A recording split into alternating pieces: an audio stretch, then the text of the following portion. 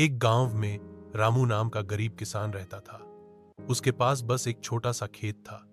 दिन रात मेहनत करता, लेकिन फिर भी पेट भर खाना मुश्किल था। एक साल सूखा पड़ा, फसल बर्बाद हो गई। हार मानने के बजाय रामू ने दूसरे गांव जाकर मजदूरी की, पैसे बचाए और फिर से खेत में मेहनत शुरू की। धीरे धीरे उसकी मेहनत रंग लाई और एक दिन वो आत्मनिर्भर किसान बन गया। कहानी शीर्षक धरती का सच्चा राजा। शब्द संख्या 288। सुबह का सूरज धरती पर अपनी पहली किरणें बिखेर रहा था। गांव की पगडंडियों पर ओस की बूंदें चमक रही थीं। रामू किसान अपनी पुरानी धोती और फटी बनियान पहने हल लेकर खेत की ओर बढ़ रहा था।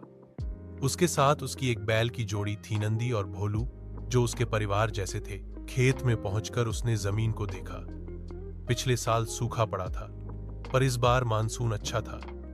उसने आकाश की ओर देखा, दोनों हथेलियां जोड़कर बोला, हे धरती मां, इस बार मेरा मेहनत रंग लाना चाहिए। रामू ने हल चलाना शुरू किया। मिट्टी की खुशबू से उसका मन भर आया।